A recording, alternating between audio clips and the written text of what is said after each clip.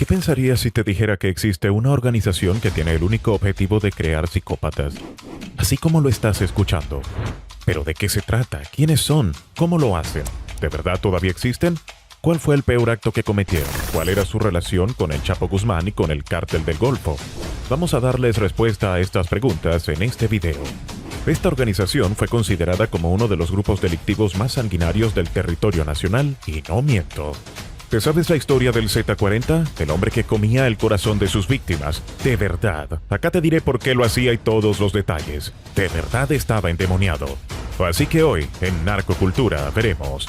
Así nació el cártel más sanguinario de México, la historia de los Z. Se llaman así debido al tono azul Z presente en la vestimenta de los soldados del Ejército de México. Surgidos en los años 90, este grupo inicialmente consistió en exmilitares reclutados para proporcionar seguridad a los integrantes del Cártel del Golfo. Según las investigaciones, Arturo Guzmán de Sena, un exteniente que se retiró de las filas del ejército en septiembre de 1997, fue el encargado de organizar la escolta por solicitud del líder delictivo, Osiel Cárdenas Guillén. Tras la captura de Juan García Abrego, líder histórico del Cártel del Golfo, en enero de 1996, y una reconfiguración de fuerzas en el panorama delictivo, Cárdenas Guillén ascendió en 1998 al liderazgo de esta organización con base en Tamaulipas. El recién ascendido líder buscaba una unidad que le garantizara seguridad y neutralizara a sus rivales, especialmente los afiliados al Cártel de Juárez.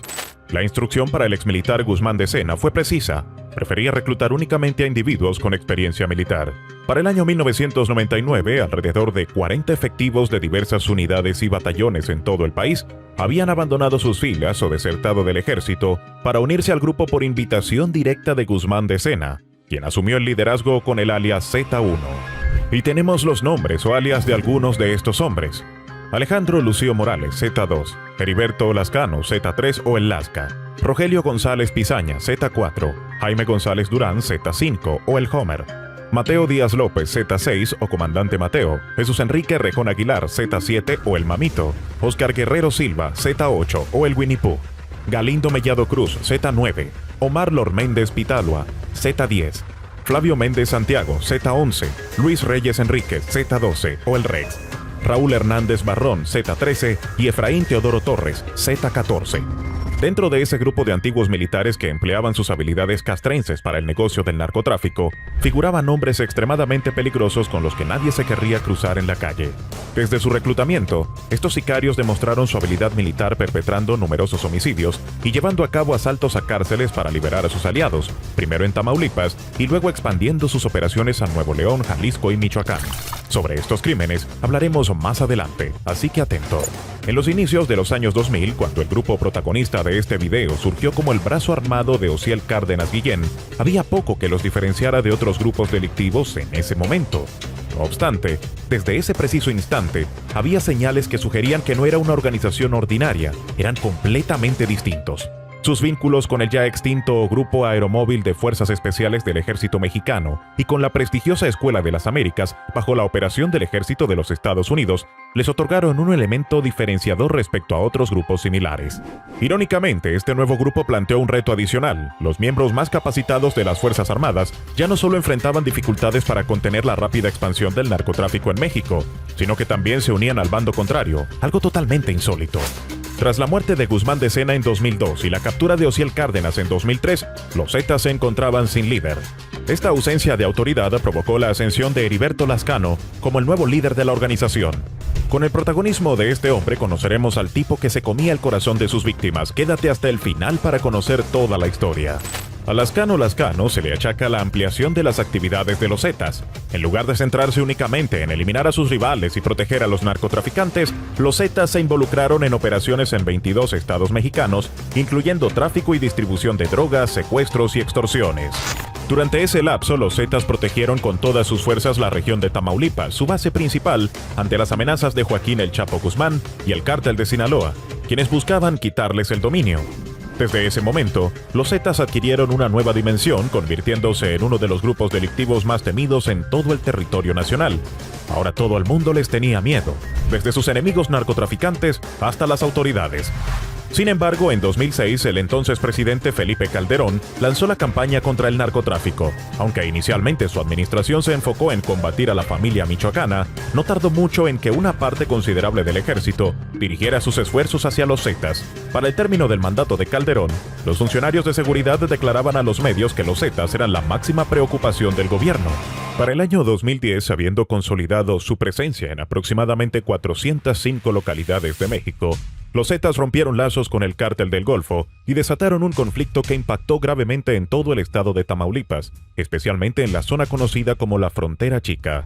Este conflicto entre ambas facciones desencadenó una serie de enfrentamientos adicionales, bloqueos por parte de narcotraficantes y, sobre todo, un rápido aumento en los niveles de violencia e inseguridad en la región. De verdad, todo el mundo tenía miedo, tanto que los habitantes comenzaron a huir de la zona. Hora de conocer al hombre más sanguinario de todos. Heriberto Lascano tenía un individuo a quien mostraba cierto aprecio entre los demás sicarios. Se trataba de Miguel Ángel Treviño Morales, mejor conocido como Z40. Gracias a su reputación como un asesino despiadado, Treviño Morales ascendió velozmente en la jerarquía de la organización criminal. Aunque no lo creas, este tipo se destacaba por prácticas extremadamente brutales, como morder el corazón de sus víctimas mientras aún estaban con vida, solo porque tenía la creencia de que esto lo volvería invencible. Además, reclutaba a sus sicarios mediante la presión, obligándolos a perpetrar asesinatos al azar como parte de su iniciación en la organización. Totalmente horrible. Sin duda, es uno de los peores hombres de todo el grupo. Sin embargo, el fin de estos hombres llegaría poco a poco. Los Zetas reaccionaron ante la ofensiva gubernamental de una manera similar. No obstante, el precio de intensificar su presencia se pagó mediante una serie de acciones provocativas que a la postre perjudicaron a la organización misma. Estas acciones desencadenaron una persecución en su contra y el derrocamiento de varios de sus líderes. Una de estas acciones tuvo lugar cuando arrojaron explosivos en el corazón de Morelia durante las celebraciones por la independencia de México en Michoacán. Este ataque resultó en 8 fallecidos y 132 heridos. Además, incendiaron un establecimiento de juegos de azar en Monterrey y abrieron fuego contra los presentes, cobrando la vida de 52 personas en total. Una completa barbaridad. Varios medios de comunicación lo catalogaron como el más devastador atentado en la historia reciente de México. Igualmente fueron responsables de la trágica muerte de 72 migrantes en agosto de 2010 en San Fernando, Tamaulipas. Además, en 2011, como represalia por la filtración de información sensible a la DEA, lideraron una masacre en la localidad de Allende, Coahuila. Los tipos de verdad no conocían el valor de la vida humana. Eran unos psicópatas en serio. Tras la eliminación de Heriberto en un enfrentamiento con la Marina en octubre de 2012, los Treviño Morales asumieron el control absoluto de los Zetas. Sin embargo, la organización también enfrentó divisiones internas, especialmente tras la captura del Z40.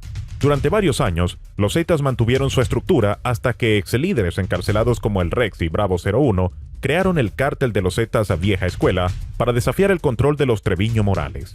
Esto dividió a la organización en dos. La presión gubernamental y los ataques rivales llevaron al declive de los Zetas, especialmente tras la captura del Z42 en 2015. Actualmente, la influencia del grupo se limita a Tamaulipas y todos sus fundadores están muertos o encarcelados. En Narcocultura, tú también puedes opinar. ¿Crees que este grupo delictivo fue el más peligroso de todo México? ¿Qué piensas acerca de la participación de exmilitares en organizaciones criminales como los Zetas? Escribe allá abajo, te estaré leyendo.